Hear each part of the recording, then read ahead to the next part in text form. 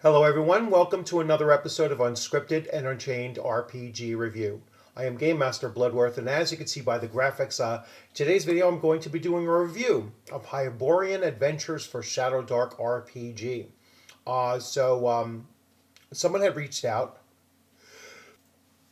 Sorry about that. Someone had reached out to me on Facebook and said, "Hey, if you're really into Hyborian adventures set in, utilizing the ShadowDark RPG, take a look at this." And so I went over to Drive Through RPG. I saw that it was on sale. It's a hardback plus PDF. Looked over some of the adventures that were in there in the preview, and I said absolutely. I just dropped the money down. So I've been waiting for the hardcover to come in, which it did yesterday, and so now it's time to do an overall review. I had not looked at the PDF in any great detail prior to getting the hardcover, so I'm going to be putting this out there really for the first time and just giving you my first impressions and an overall review, because when I do adventures and reviews of adventures, I don't do adventure spoilers. So I'm just going to talk about the way that they present adventures and what do they include and whatnot without actually digging and spoiling the adventure itself. So this won't be a true.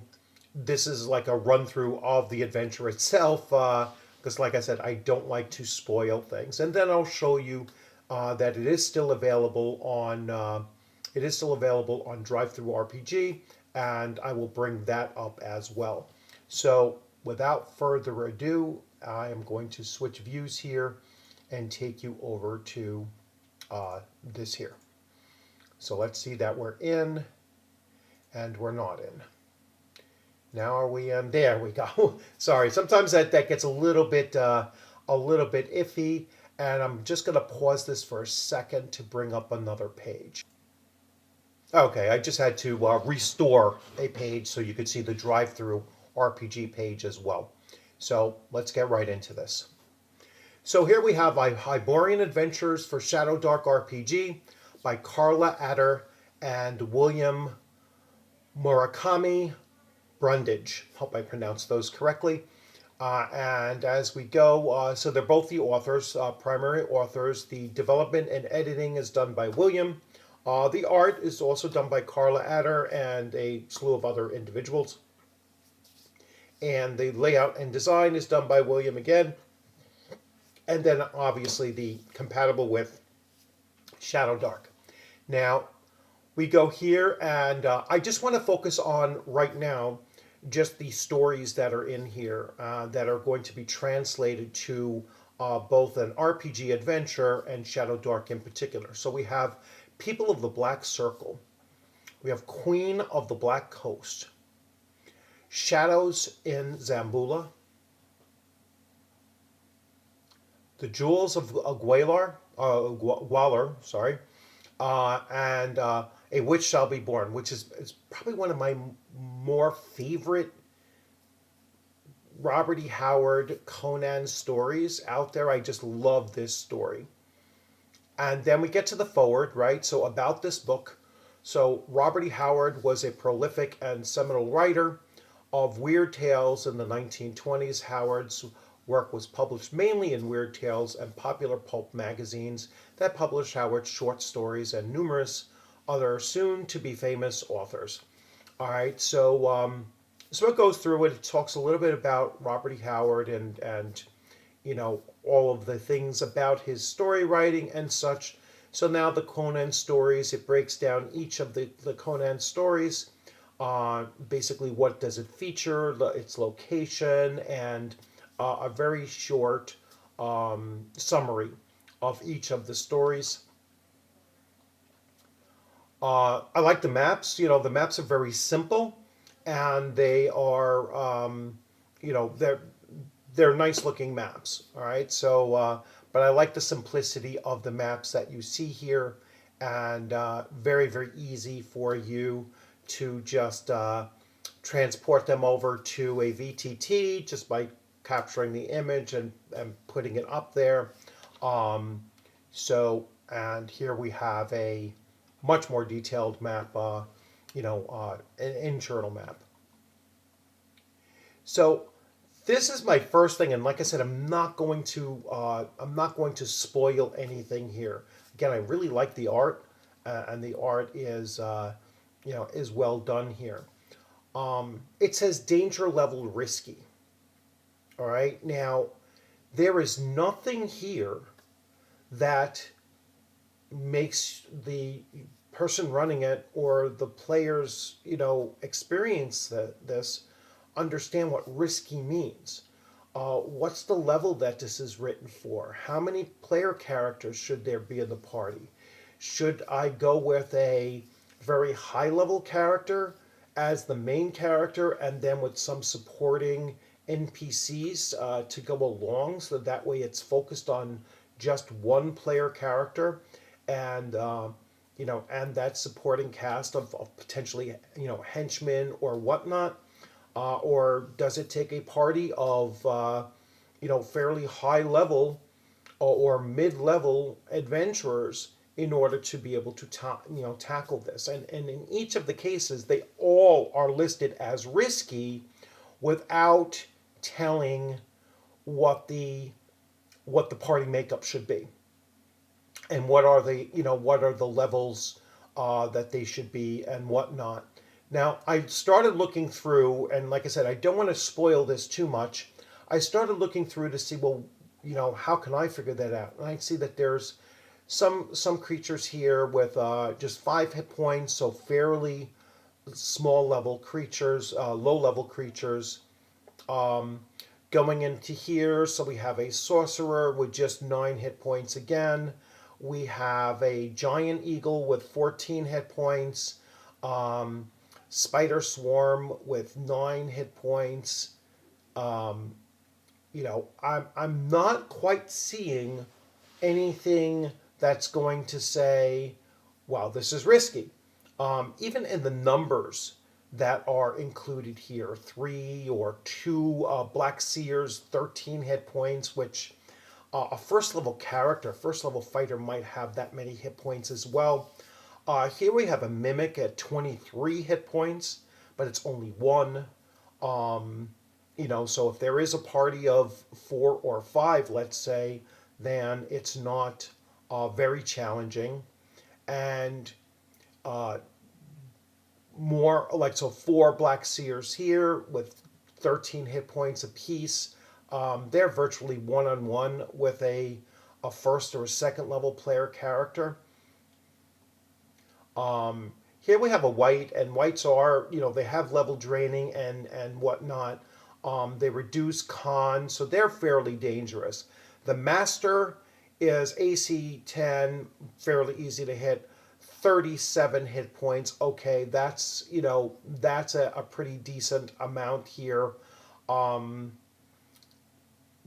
They can charm, mesmerism, bound in darkness, immune to morale checks and such. So still not tremendously powerful, and I'm not getting the true riskiness of it. And then we have some more great art once again. And the same keeps on holding true for the rest of the adventures, right? So I'm just going to show you, risky again, and I don't want to, like I said, I don't want to spoil anything. Let's see what just like a boss is here. Well, it's not there. Boss, 25 hit points. I mean, it doesn't just have to be combat. That's not a true measure of what is risky, because you might have certain things like whites, don't have a whole lot of experience points, but if there's a couple of them with their constitution drain, it's quite a bit. All right. I love the choices of adventures, though. I mean, these short stories are just phenomenal, and it does look like they are represented well. Again, I'd only say that these are really risky for first and second level characters, and if you are running with a group of more experienced characters, then I think that you might have to up the challenge a little bit. And let's get to. I mean, they're well done. They're really rolled out here. They cover, the aspects of the short stories very well. A Witch Shall Be Born. I believe that's the last one in the listing, and I really like that one as well. That's one of my favorite stories. So we have a gargoyle with 20 hit points. Um,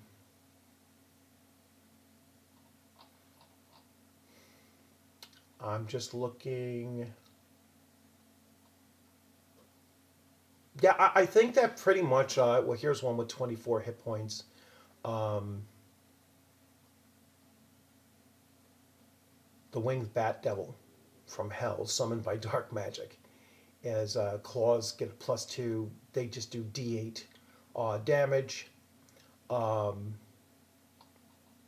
but for the most part, I think that for the oh, sorry, hit the wrong thing. I'm going to switch over views here, and so just show you.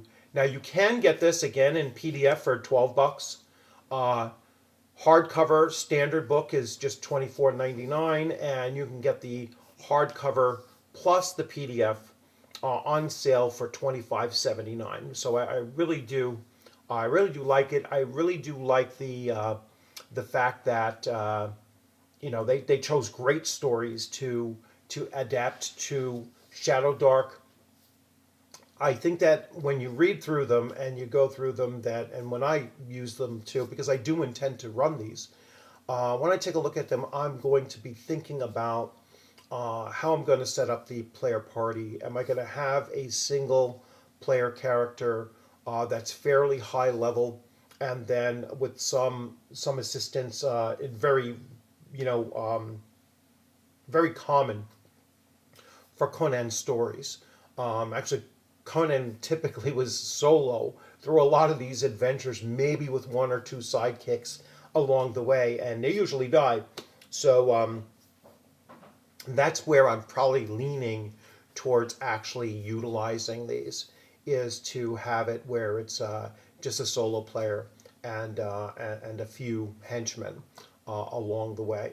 So so I'm certainly glad that I bought it. I will be running these. There's a lot of positives that I see in here. The only thing that I wish they did is to say how to use these adventures. What's the party makeup, and what exactly does it mean as risky? Because without knowing the level that it's written for, it's kind of hard to tell what is risky or not.